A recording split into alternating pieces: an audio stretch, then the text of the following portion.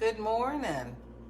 I'm late this morning, aren't I? It's almost 8:45 a.m., January 11th, 2022 on the east coast of the United States. I'm not actually on the coast.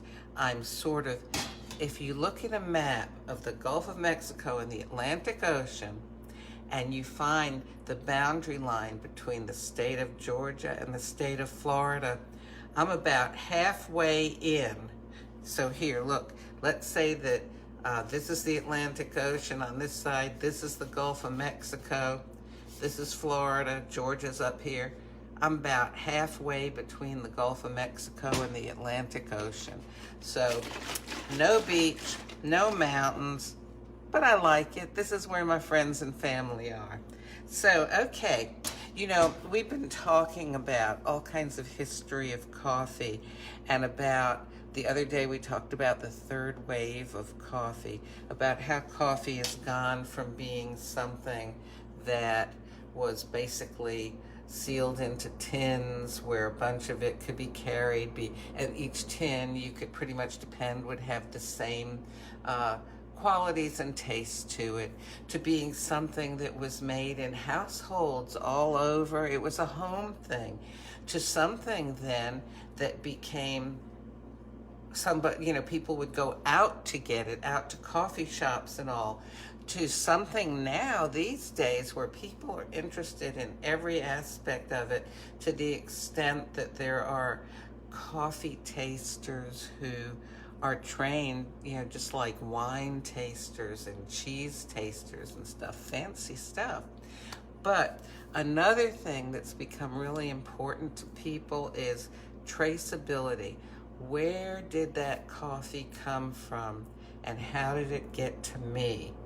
Because we all feel a sense of social responsibility, because of the history of coffee involving so much exploitation, both with slave labor and with economic situations where small farmers were possibly taken advantage of and things like that, manipulated by large companies.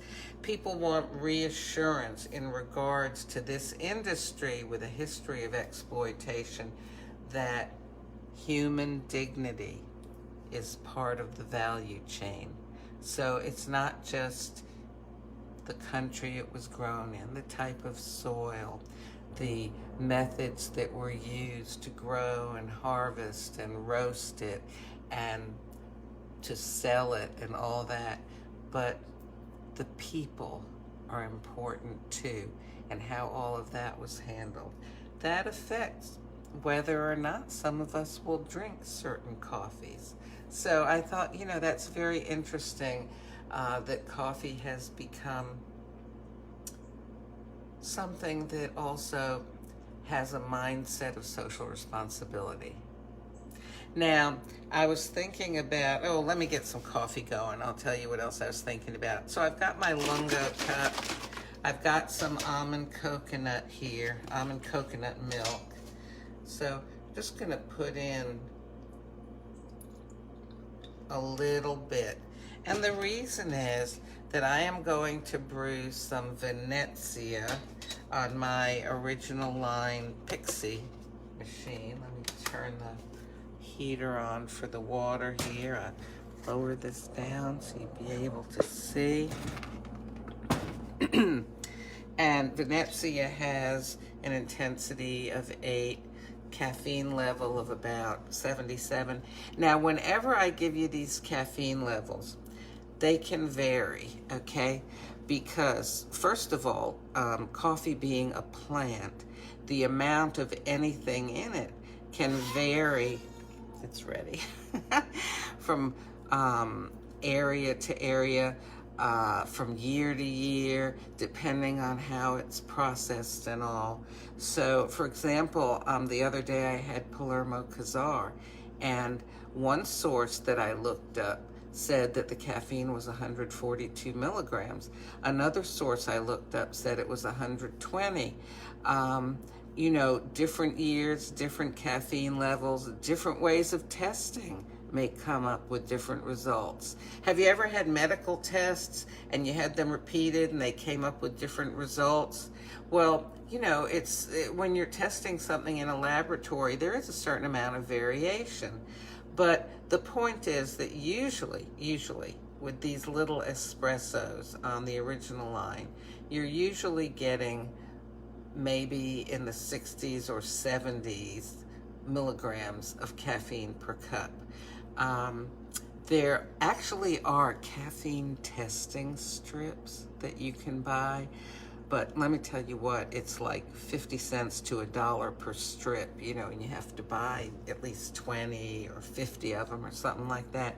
I think they would only be worthwhile if you could not give up drinking coffee, but you were so sensitive, like to, you know, medically to caffeine, that you had to test your coffee, even if you ordered decaf. Because as you know, sometimes, oh my goodness, I once went out to dinner, several couples, and actually several of us were pregnant, and we were avoiding caffeine. And we went to this Italian restaurant. Well, all of us were like nervous or up during the night and stuff. And we, you know, called the restaurant and said, what is going on? It turned out they had mixed up their caffeinated and their decaf coffee. And the husband's got the decaf and the wife's got the caffeinated. So, you know, if you're super sensitive to caffeine, it may be worthwhile to carry around those caffeine strips, because basically it gives you a measurement that says this is decaf or this is caffeinated. It's not going to give you how many milligrams. They use very expensive machines to calculate the caffeine content. One of the ways, it's called ultraviolet spectroscopy.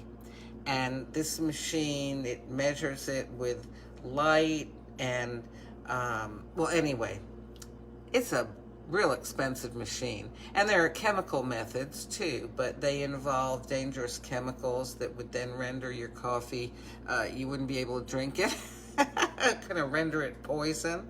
So, you know, I kind of wish that, well, I was going to say I wish that Nespresso would list the caffeine content of their coffees. Actually, they do.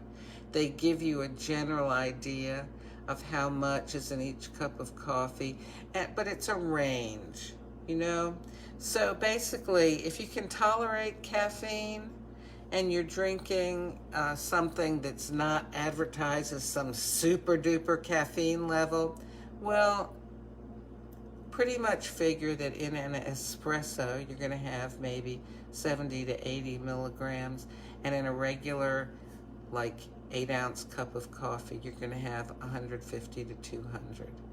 So let me get fixing this lovely Venezia, which is supposed to have kind of caramel type notes to it, but putting it in the milk, of course, that's going to change the flavor. So here, we'll watch this because this is really quick, right?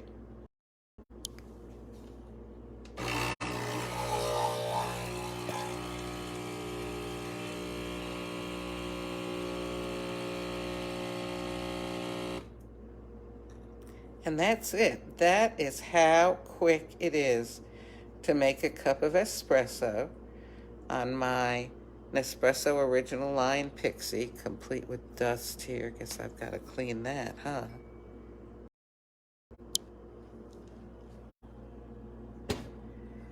Oh, let me get a spoon here.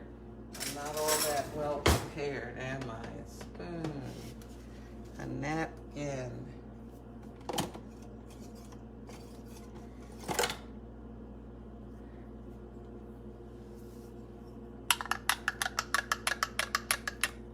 And because I only put a little bit of milk in, it's still warm enough. Ooh. Oh, wow. Now, this tastes different to me from the Napoli or the Palermo Casar. This is one of the Ispirazione Italiana coffees that Nespresso makes. This is the Venezia. Venezia means Venice. You know Venice, Italy, with the gondolas and all that. the water all over the city. So I'm going to enjoy my little cup here, and I hope you found it interesting. You know, the little the information about coffee, about caffeine, but especially about the whole idea of traceability being important with coffee, because of the sense that so many people have these days of social responsibility, particularly in regards to this industry, the coffee industry, that has had a history of exploitation. So have a good day, think deep thoughts, but also spend some time relaxing and kicking back.